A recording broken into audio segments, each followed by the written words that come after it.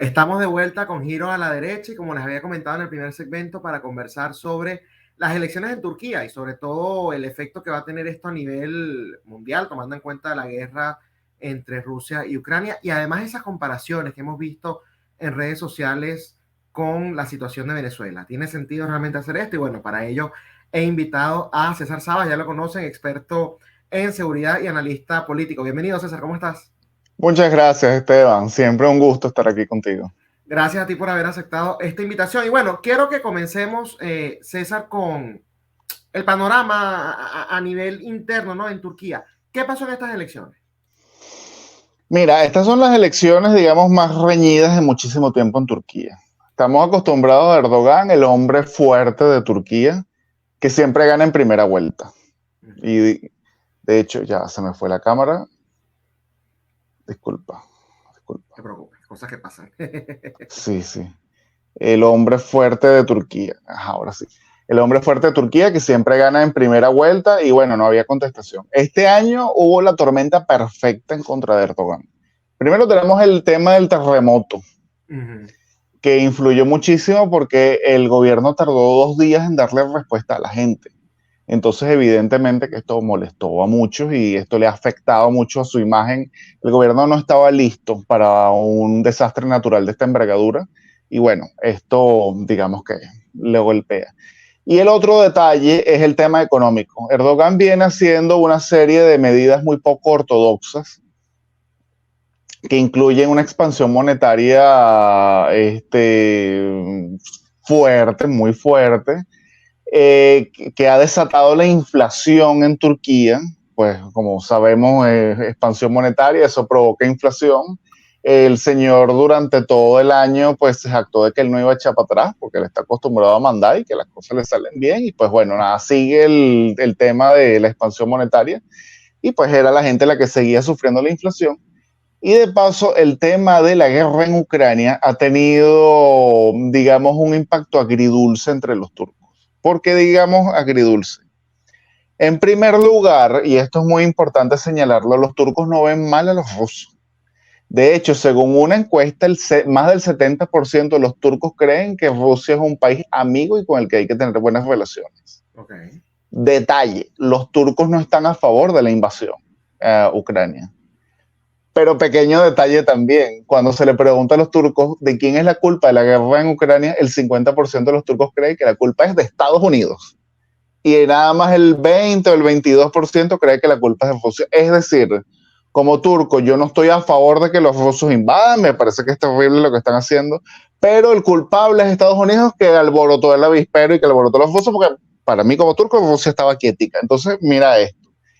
Pero, ¿cuál es el otro detalle? ¿Y por qué los turcos tienen una buena impresión de los rusos? Porque hay mucho turismo ruso que va hacia Turquía. Y Turquía, pues, recibe muchísimo dinero. Entonces, fíjate tú, ayer fueron las elecciones, anteayer, Erdogan dijo algo. El candidato Kılıçdaroğlu quiere sancionar a Rusia por presión de Biden. Si sancionamos a Rusia, ¿qué va a pasar con todos los turistas rusos que vienen a Turquía? Y dijo, bueno, mañana, o sea, ayer, las elecciones le van a responder a Biden. Entonces, aquí tenemos un detalle. Pero ¿cuál es el tema agridulce con la guerra en Ucrania? Más allá, porque vamos a estar claro que el elector siempre vota por sus intereses, más allá de cuestiones morales. Correcto. Los electores pueden decir, bueno, pobrecitos los ucranianos, a mí no me gusta, pues mira, Bakhmut, ¿cómo está eso? Se está vuelto triste, pero nadie va a decir, oye, yo no voy a votar por Erdogan por lo que está pasando en Ucrania. ¿Cuál es el detalle? Que Putin llama a la movilización parcial en Rusia y hay 1 millón de rusos que salen despavoridos. Generalmente siempre son los rusos más pudientes, es decir, la clase alta rusa que tienen sus hijos en las universidades, los que también hacen turismo. En Europa no los queremos porque ahora hay una política que tengo que decirlo también es muy rusófoba. Es decir, para sancionar a Putin yo voy a sancionar a todos los rusos independientemente de su ideología política y les cierro la puerta.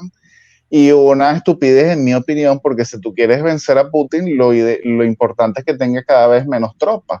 Pero si tú le cierras la frontera, porque ni siquiera Putin está cerrando la frontera, somos nosotros los que cerramos la frontera, los dejamos allá. Bueno, entonces muchos se han ido a Turquía. ¿Y qué es lo que sucede? Imagínate una ciudad como Esmirna, que está en la costa, que es turística, muy bonita y todo. De un día para otro te llegan decenas de miles de rusos pudientes. Eso hizo que el precio de los alquileres de la vivienda se cuadruplicara de un día para otro.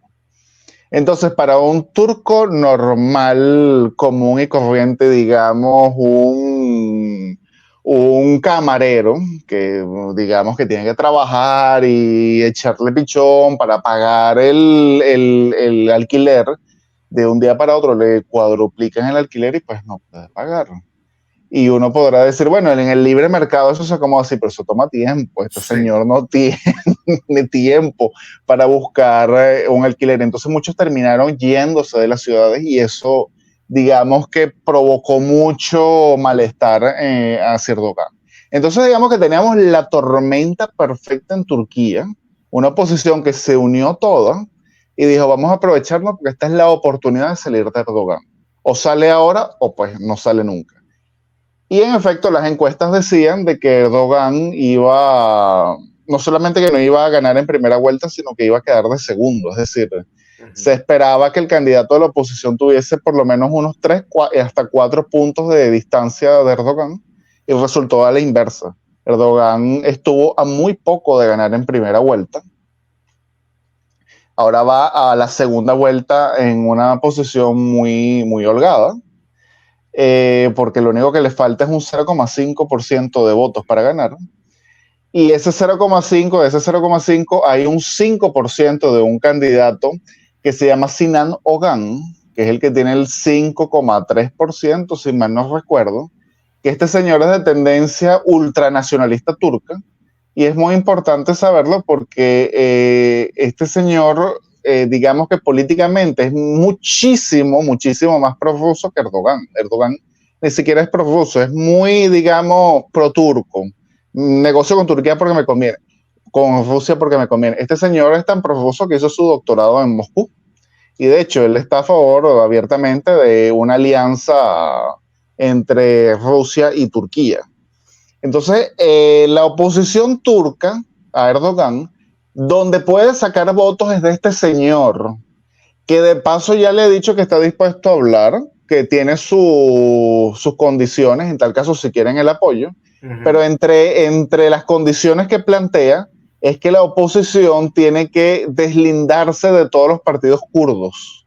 Y los partidos kurdos, aparte de que tienen muchos votos, estaban apoyando a la oposición. Es decir, este señor sumaría restando. Imagínate tú ya, Sí. pues evidentemente que no es posible.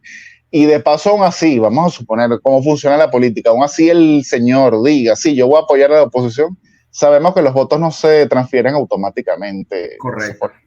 Entonces, teniendo en cuenta que este señor más bien le quitó votos a Erdogan, que es más pro Erdogan que la oposición, que Erdogan le falta nada más un 0,5% de votos para ganar, pues bueno, ya podemos decir que a no ser de que haya una conmoción social en estas 2 semanas que quedan, Erdogan va a ser reelecto. Ahora, César, un poco porque fíjate algo, estás hablando de que hay una tormenta perfecta, ¿no? Para justamente sacar a Erdogan y aún así él logra posicionarse no solamente pasando a segunda vuelta, sino pasando a segunda vuelta liderando. Y como tú me acabas de decir, nada más requiriendo un 0,5%. Ya para mí él tiene la segunda vuelta ganada, ¿no? Sí, sí. Haciendo un análisis, al menos que pase algo muy extraordinario como tú también acabas de mencionar.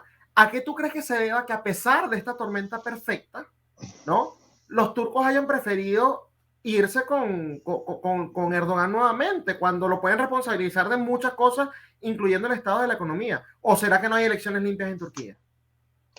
Mira, esto es un buen detalle lo de las elecciones limpias en Turquía, porque Turquía es un régimen autoritario. Y de hecho, Erdogan tiene todos los poderes en sus manos.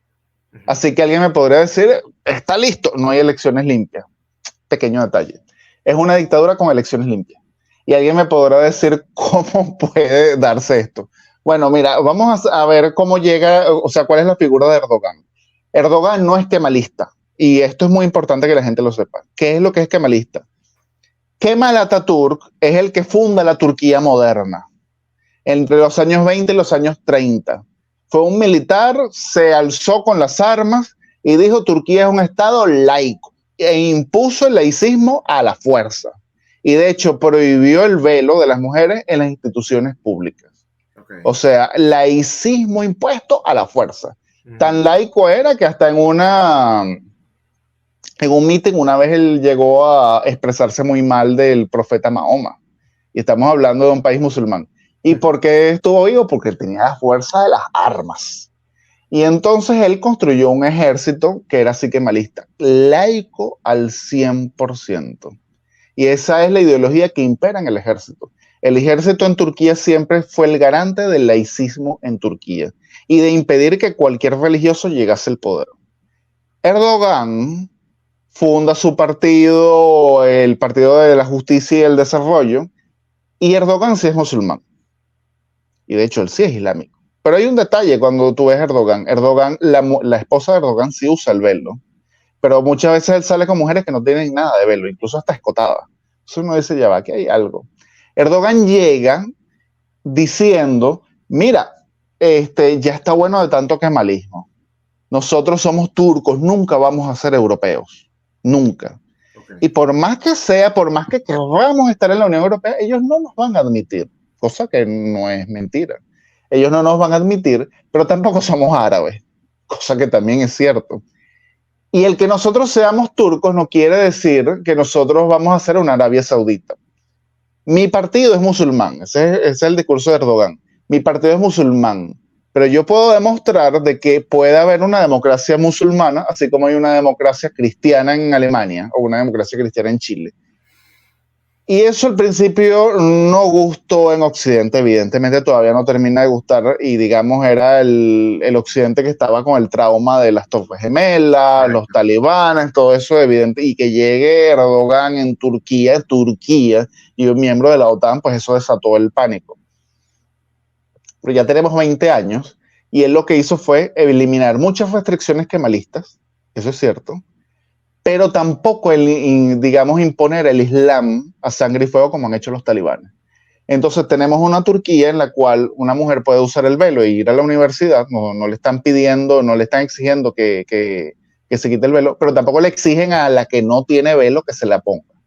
Entonces Erdogan viene a ser como que una síntesis de lo que era la Turquía tradicional y la Turquía kemalista. Es decir, puede haber una Turquía reconciliada, una Turquía en la cual asumamos el Islam como algo cultural, como algo de nosotros, pero también es algo de nosotros ser un estado laico. Vamos a ser, digamos, el único estado laico musulmán del mundo musulmán. Entonces es Erdogan, pero Erdogan, al no tener los militares de su lado, necesitaba un sustento para el poder tener su régimen autoritario. En Venezuela Chávez tuvo los militares de su parte, sí, y los corrompió, porque como era una dictadura corrupta, entonces necesitaba corromperlos. Es decir, Venezuela es un estado delincuencial. Erdogan no es delincuente y no es militar, no tiene los militares de su parte. Entonces necesitaba el apoyo popular de su parte. Entonces ahí es donde reside el poder de Erdogan. Ustedes militares me hacen caso a mí sí o sí, porque yo gano las elecciones. Las elecciones son limpias y todo el mundo me podrá decir que yo no soy muy democrático, que esto, que lo otro, que yo hablo duro, pero a mí nadie me puede achacar de que yo hice fraude. Los votos se cuentan delante de todo el mundo. Y ese es el detalle. Y por eso es que Erdogan se ha mantenido 20 años y los militares han tenido que callar. De hecho, hubo una intentona de golpe de Estado, creo que fue en 2015, finales del 2015, si mal no recuerdo, y fracasó. Y en parte fracasó por eso, porque incluso los mismos, la mayor parte de los militares decían, yo no le puedo dar un golpe de Estado a este señor, si la verdad es que él tiene el apoyo popular. Claro. Tiene el apoyo popular y no ha hecho nada inconstitucional. Entonces este es otro detalle. ¿Por qué Erdogan se da el lujo de hacer elecciones limpias? Porque Erdogan, ok, él tiene todo el poder y tiene el poder judicial de su parte, ha hecho reformas constitucionales y todo, y podremos cuestionar a Erdogan muchas cosas, pero nadie puede decir que él ha gobernado fuera de la Constitución. Ni tampoco nadie puede decir que él ha sido narcotraficante, ni que él ha hecho delitos. Entonces, al él tener las manos limpias, él se podría dar el lujo, si pierde las elecciones, entregar el poder y quedarse en Turquía. ¿De qué lo van a condenar? No, de que tú no fuiste muy democrático, ajá, pero ¿cuánta gente metí preso injustamente? No, ninguno. ¿Estoy buscado internacionalmente por droga? No. ¿A cuánta gente le saqué los ojos? A ninguno. Se queda en Turquía, él puede entregar. De hecho, su partido, su coalición legislativa, ganó la mayoría en el Congreso de Turquía, en el Parlamento turco. Así que él tendría una opción si él perdiese las elecciones, que es hacer lo que hizo Netanyahu en Israel. Bueno, yo pierdo, me quedo como líder de la oposición dentro del Parlamento, tengo mayoría, esperando a ver si tú haces un desastre en el gobierno, y si haces un desastre en el gobierno, yo después vuelvo a ser reelecto por el apoyo popular de los turcos. Entonces, este escenario que yo estoy planteando no lo tiene el chavismo en Venezuela, porque ha matado demasiada gente. Ya ha sido demasiado asesino y demasiado delincuencial.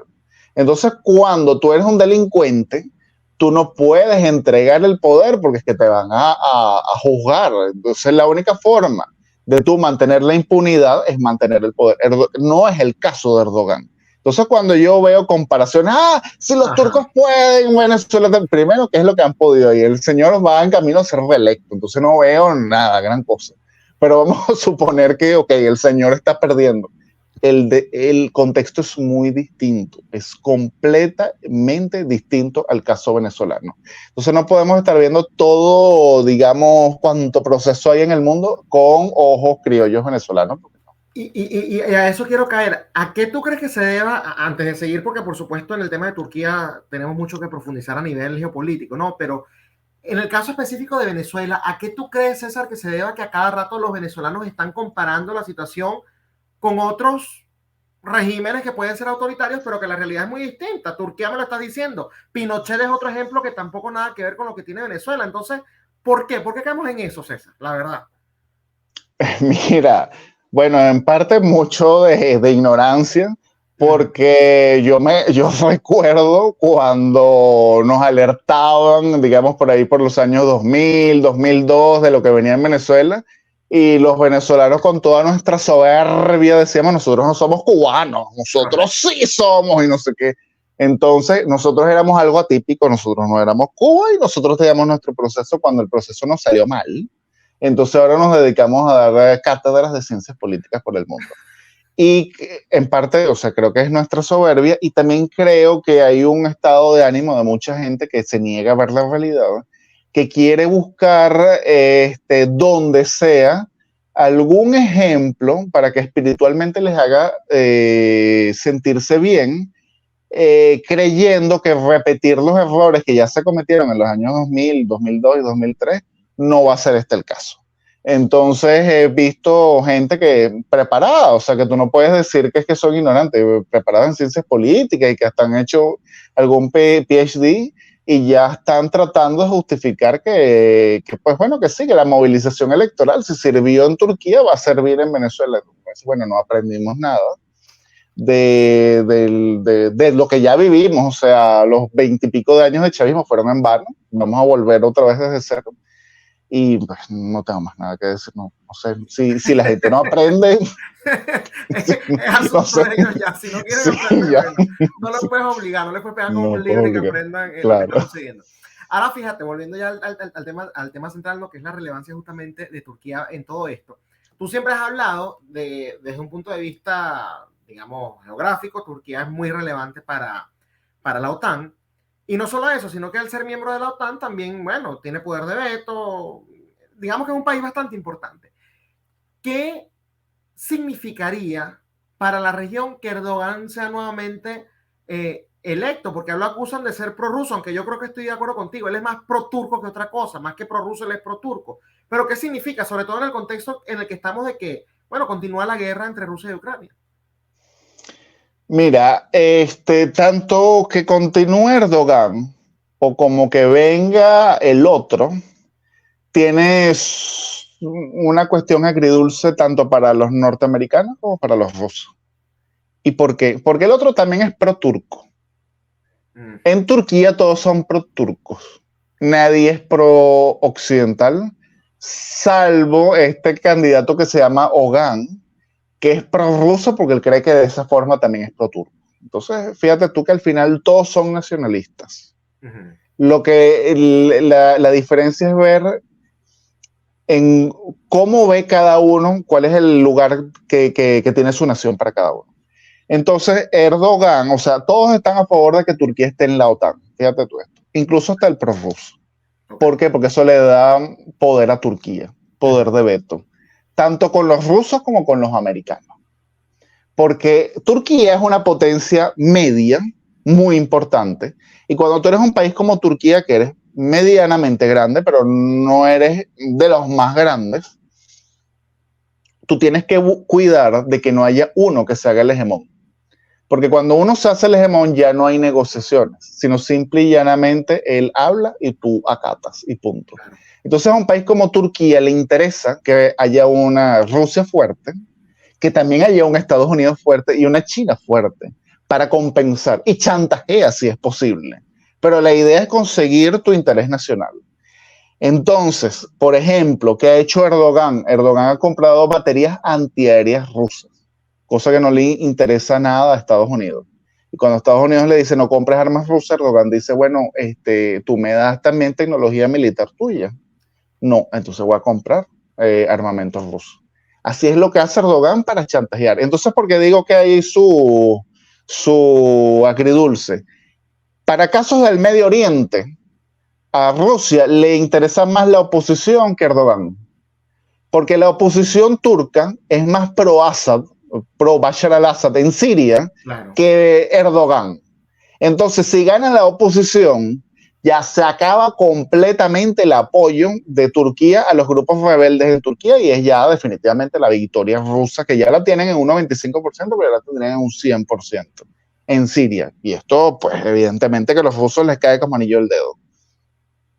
Pero en el tema de Ucrania, la oposición turca es más pro-ucraniana que Erdogan, porque consideran, y ahí vamos a un tema geográfico, geopolítico, mucho más que moral, consideran que el Mar Negro es vital para Turquía y la expansión de Rusia por Ucrania, que de paso se está haciendo por el sur, Sí. por todo lo que es el mar, perjudica gravemente a Turquía. Entonces la oposición turca por eso prefiere apoyar más abiertamente a Zelensky de lo que hace Erdogan. Si queda Erdogan, que es el 99.9% de las probabilidades que ya vemos, pues va a seguir la misma línea que está teniendo con Ucrania, que es una neutralidad completa. Zelensky le ha dicho, oye, necesito armas turcas, y Erdogan le ha dicho, sí, sí, cómo no, yo a ti te doy armas turcas, te puedo dar drones, misiles, todo lo que tú quieras, pero lo tienes que comprar, porque yo soy neutral. Ujú. Zelensky no tiene plata, entonces se queda sin comprarla. Erdogan no regala nada. Y en el caso del Medio Oriente, con muchísimas dificultades, y esto es muy importante verlo, Erdogan ya reconoció de que perdió la guerra en Siria. Pero evidentemente que él no se quiere ir como el perdedor, o sea, él es el hombre fuerte de Turquía y no es que él va a bajar la cabeza y señores, hemos perdido, no, no, no. Él quiere de alguna forma salir cantando algún tipo de victoria. Claro. Entonces los rusos han venido trabajando desde hace tiempo con los turcos por eso y están llegando ya a un acuerdo. Y es lo único que falta, porque fíjate que ya tenemos el acuerdo entre Irán y Arabia Saudita auspiciado por los chinos. Ujú. Si ahora hay un acuerdo, que es muy probable, entre Turquía y Siria auspiciado por los rusos, ya estaríamos viendo de alguna forma el fin de la hegemonía o digamos de la influencia norteamericana en el Medio Oriente. Entonces, por eso los rusos les interesa que las cosas sigan como están en Turquía. Claro. Fíjate algo, César, con respecto al tema de Turquía siendo parte de la OTAN y que, bueno, tienen poder de veto porque allí se hace, sobre todo al momento de admitir otros integrantes, tiene que ser unánime, ¿no? O sea, si hay uno solo que se Claro. oponga, ya eso no sirve. Me acuerdo que en una conversación que tú y yo tuvimos, tú me comentabas que era muy poco probable que Ucrania fuese admitido en la OTAN, porque si lo admitían bajo las mismas reglas que ellos se han impuesto, ¿no? Tenían que salir a defenderlo ya directamente respecto a la invasión rusa. Y yo a veces soy un poco mal pensado. ¿Tú no crees que la OTAN esté incluso hasta contenta que Erdogan sea el que se manche su imagen a nivel internacional con su postura anti-Ucrania, por colocarle esa etiqueta, y que bueno, ellos tienen la certeza de que si en algún momento realmente discuten el posible ingreso de Ucrania, Erdogan va a decir que no, realmente para seguir con el show de que bueno, sí los queremos, pero realmente no los queremos en la OTAN. Bueno, esto va un poco más allá del tema de Ucrania y es que hay división interna en la OTAN. Okay. Ni siquiera entre aceptar a Ucrania o no, sino que el secretario general de la OTAN, Stoltenberg, se ha tomado atribuciones que no le competen. Okay. Como por ejemplo decirle a Ucrania que ellos están invitados en la OTAN y a él no le compete eso. Porque si hay una guerra, son los jefes de Estado, los que tienen sus ejércitos, los que van a pelearla, no el señor Stoltenberg, correcto, que de paso ya se va a ir. Entonces hay ese problema. Y no es solamente Turquía la que estaría en contra del ingreso de Ucrania. Por ejemplo, también está Hungría con el señor Orbán. Uh-huh. Pero de paso, el problema es que leyendo artículos, y no estoy hablando de la prensa pro-rusa, antes de que alguien me lo diga, Financial Times, el periódico Financial Times de Londres, cuando ha entrevistado a los diplomáticos, digamos, de otros países de la OTAN, la mayoría dice, mira, recibimos la solicitud de Ucrania, pero eso está debajo de la mesa, eso ni siquiera se está discutiendo. Porque el problema es que con Ucrania es que ni siquiera se sabe cuándo va a terminar esta guerra. Correcto. O sea, no tenemos ni la más mínima idea. Hay prácticamente una ley histórica de que las guerras o duran antes de un año, o sea, o menos de un año, o duran muchísimo. O sea, casi no hay guerra de un año y un mes, de un año y medio. O sea, cuando pasamos un año ya sabemos que esto puede durar hasta 20 años, como pasó con el caso de los talibanes. Y de paso hay un detalle que se le ha dado una gran cantidad de armamento a Ucrania para que haga ahora esta contraofensiva, y el lenguaje que se maneja es, la idea es que hagan una contraofensiva que sea exitosa, ya veremos si tiene éxito, para que ellos estén bien posicionados en la mesa de negociación. Entonces aquí ya entramos en un detalle de que ya, o sea, sabemos que este armamento, aún así teniendo éxito, no es que es la capitulación total de Rusia, sino que vas a tener que negociar algo. Y si vas a negociar, pues ya lo de la OTAN, el ingreso de Ucrania en la OTAN va a ser lo primero que van a exigir los rusos. O sea que si tú quieres negociar algo, vas a tener que ceder algo. Así como hay un 99% de probabilidades que Erdogan sea reelecto en 2 semanas, hay un 99% de probabilidades de que Ucrania pues, no sea miembro de la OTAN. Eso y va más allá de Erdogan. Claro, va más allá. Sí, pero incluso yendo más allá de Erdogan, porque mencionaste también a Orbán, que es otra persona que han desprestigiado su imagen. Ojo, no lo estoy defendiendo, lo que estoy diciendo es la percepción que está a nivel internacional, es que tanto Orbán como Erdogan son agentes de Putin en la OTAN y gente que está sirviendo a estos individuos. Pero me llama la atención, ok, no lo están discutiendo en estos momentos, pero creo que de una u otra manera los políticos de Occidente, que bastante cobardes, y lamento decirlo, han sido, quizás se están aprovechando de eso para seguir vendiendo falsas esperanzas a los ucranianos, al mismo Zelensky. Mira, falsa promesa, no te podemos ayudar más porque Orbán no nos deja, no te podemos ayudar más porque Erdogan no nos deja. No hay una posibilidad de que realmente ellos dos los estén utilizando de esa manera, César. Sí, no, yo lo creo completamente. Por ejemplo, de algunos países como Gran Bretaña es muy probable. Uh-huh. Es muy probable porque justamente esa siempre ha sido la política exterior británica. No de ahora, de toda la vida. De hecho, Gran Bretaña es un país cizañero. Y de hecho, no, pero es que es así, si yo fuera británico también lo fuera. O sea, claro. ¿Qué es Gran Bretaña? Gran Bretaña es una isla. Sí. Una isla enfrente del continente. Y enfrente a un continente que siempre ha tratado de unificarse. Si tú ves a Europa desde el punto de vista británico, da pánico. O sea, imagínate tú, velo desde el punto de vista cuando Carlos V, los españoles, iban a dominar Europa, da pánico. Después velo desde el punto de vista británico cuando Napoleón iba a dominar toda Europa, da pánico. Velo desde cuando era Hitler, da pánico. Y después cuando los rusos se hubiesen llegado incluso a París, da pánico. Entonces, la política exterior británica siempre ha sido, como soy una isla y no domino el continente, tengo que ser cizañero para dividirlos constantemente. Esa es la política exterior británica. Y de hecho es tan cizañera de que los británicos están apoyando a los ucranianos para que se metan en la Unión Europea cuando ellos acaban de salir de la Unión Europea. Entonces, ¿qué está haciendo? Bueno, sí, exactamente. Pero entonces sí veo, desde el punto de vista británico, una Gran Bretaña que diríamos ve a Rusia ya demasiado grande, se está otra vez expandiendo. Yo quiero, digamos, debilitarle y degradarle sus fuerzas armadas. Entonces me conviene que esta guerra dure. Y me conviene no solamente que dure, ¿y cómo va a durar? Si los ucranianos están peleando por algo que creen. Porque si yo les digo, mira, no, definitivamente ustedes no van a ser de la OTAN, claro, es probable que pierdan territorio y se sientan ya mismo a negociar. Porque entonces, ¿qué están haciendo? No, yo les tengo que vender falsas esperanzas y por eso ahora les están dando unos misiles que se llaman Storm Shadow y todo. ¡Bombardeen a los rusos! Y entonces unos rusos que salen volando por los aires y los otros se entusiasman. Pero a su vez, como yo no voy a vetar la entrada de Ucrania, van a ser otros los que lo veten. Entonces, al final siempre quedó bien. Claro. Yo eso sí lo veo desde el punto de vista británico, como no. Incluso mucho más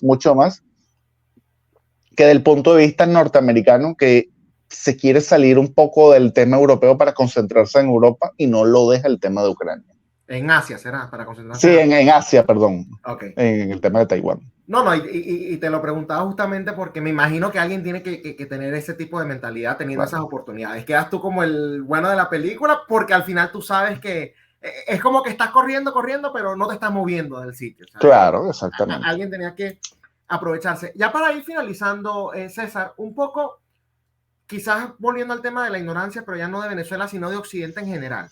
Porque la percepción que tenemos acá, de este lado de la acera, es que todo es blanco-negro, hay buenos y malos, ¿no? Y no hay un trasfondo. Entonces, si tú dices que, por ejemplo, Erdogan está defendiendo sus intereses, entonces tú eres prorruso. Si tú dices que Víctor Orbán está defendiendo los intereses, entonces eres prorruso.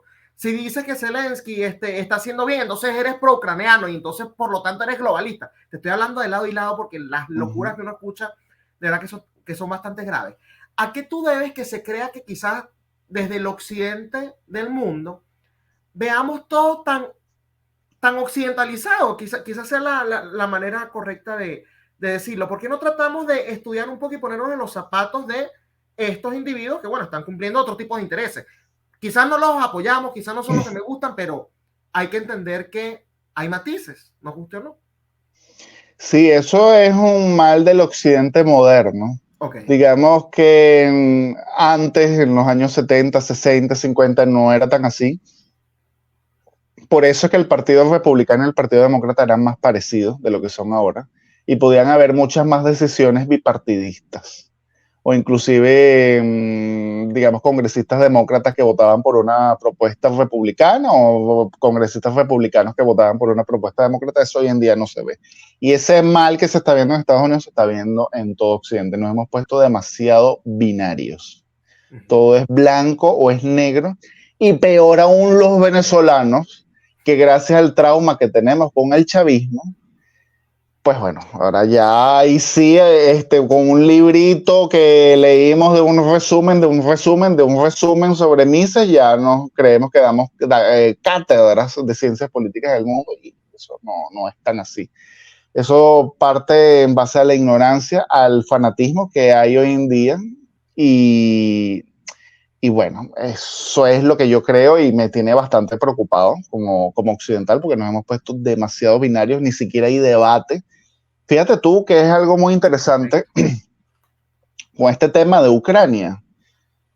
Muchos académicos que están en el debate en Estados Unidos dicen que hay un linchamiento académico en Estados Unidos, pero no solamente en los izquierdistas contra la derecha, no. Es que incluso temas que van más allá del tema izquierda o derecha, como por ejemplo, cómo solucionar el tema de Ucrania. Yo, por ejemplo, yo tengo una opinión sobre el tema ucraniano, que a mí me han escrito gente, oye, te pido disculpas porque yo te tenía como lo peor, yo pensaba que tú eras un vendido a Putin y te estaba escuchando y no, tú solo que tienes una opinión distinta. Sí. Pues bueno, hay un linchamiento y lo que yo leía era, mira, en los años 2003, cuando la guerra en Irak, hubo también un linchamiento mediático en Estados Unidos, todo aquel que opinaba que no había que intervenir en Irak porque iba a ser contraproducente y era catalogado como pro-Hussein, antiamericano, perseguido. Bueno, ese señor no se puede leer, eso es lo peor, una basura humana. Y bueno, lo desaparecían. Una sola opinión se imponía, hay que invadir Irak porque eso va a ser, mira, una maravilla. 20 años después en que terminó eso, todo por un linchamiento mediático. Y entonces cuando a mí me dicen, no, pero es que, ¿y qué vas a apoyar a Putin, a China? Mira, esos son regímenes totalitarios donde no hay debate, tú estás haciendo exactamente lo mismo. Lo que nos ha salvado a nosotros las democracias y ha hecho que nosotros seamos más eficientes que esos regímenes es que ha habido debate. Uno puede disentir públicamente, pero no solamente que yo puedo dar mi opinión y hay un linchamiento, pero bueno, como no me sacaron un ojo y libertad, no. Óyeme, al menos óyeme y vamos a debatirlo. Eso es lo que ha sido la fortaleza de nosotros, las democracias. Y es lo que ha hecho que nosotros seamos mucho más eficientes que este tipo de regímenes. Pues nos estamos volviendo cada vez más totalitarios, cada vez menos libres, con las desventajas que tiene una democracia, que en muchas cosas somos mucho más ineficientes y más lentos que los regímenes totalitarios. Entonces siento que estamos poniéndonos igual de totalitarios con las desventajas que nosotros tenemos, pues es un muy mal cóctel.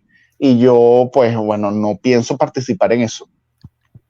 Pienso que se está creando una especie de crédito social chino, versión occidental, sí, en el cual, pues bueno, hay una gente que es, digamos, la policía del pensamiento y anda pendiente y haciendo capturas de pantalla de lo que dices y todo, la denuncia social de Stalin. Estamos volviendo a eso, yo no puedo participar en eso. Alerto que es muy contraproducente y una de las mejores formas para no caer en eso es tener empatía. Y teniendo empatía es poniéndose en los zapatos del otro. Oye, si yo fuera turco, ¿cómo votaría? Entonces, fíjate tú, yo me puse en los zapatos del turco que está en Izmirna, que le cuadruplicaron el alquiler. Puedo entender porque ese señor está molesto con Erdogan. Pero también me pongo en el zapato del turco que tiene su posada, que recibe miles de turistas rusos y le dan bastante dinero. Correcto. Que no recibe turistas de más ninguno. O sea, no es que vienen miles de gente de Iowa o de Hawái o de Miami. No, le vienen a Rusia. No quiere su comercio con Rusia. Entonces, yo nací en Venezuela, tuve mi proceso venezolano y todo. Para entender el proceso venezolano tienes que ponerte en los zapatos de un venezolano. Correcto. Pero si quiero entender el proceso turco, me tengo que poner en los zapatos de un turco.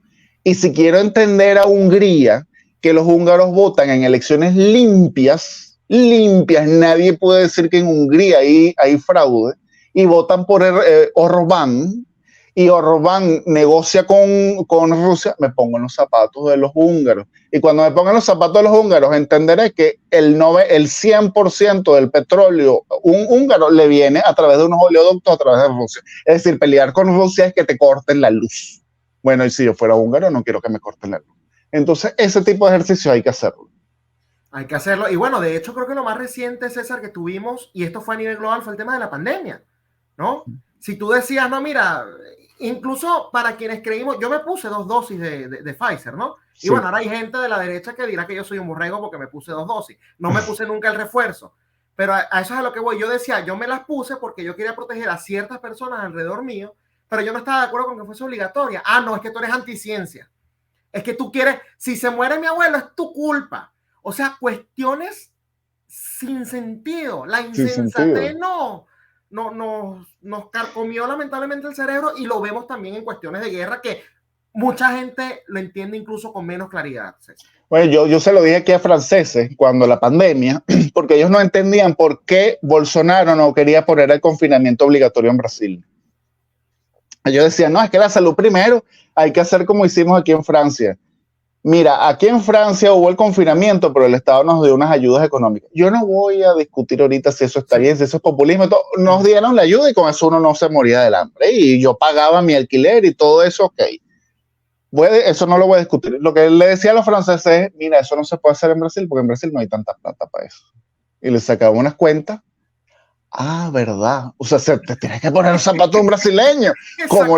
¿Cómo le vas a decir tú a un brasileño que está viviendo al día, que haga confinamiento? Correcto. Ponte los zapatos de la gente de Florida, porque yo me imagino, no quiero saber qué se habrá dicho en los medios, pero Estados Unidos se volvió el epicentro de la pandemia y el epicentro de Estados Unidos era Florida, Sí, ¿no? yo me acuerdo. Ajá, y entonces, bueno, la gente que acá que nos están matando, qué horrible, yo viviendo mi vida normal y yo además agradecido, pero ¿cómo tú le vas a exigir a un estado que vive del turismo, ¿no? Porque Florida, bueno, tiene Miami, Orlando, las ciudades turísticas por excelencia, no cierren, no acepten a nadie, no cierren absolutamente todo, que no, Sí, o sea, es un poquito de conciencia, que es lo que tú dices, ponerse en los zapatos de los demás. totalmente. De verdad que te agradezco, César, por haberme acompañado hoy en Giro a la No, Derecha. muchas gracias a ti.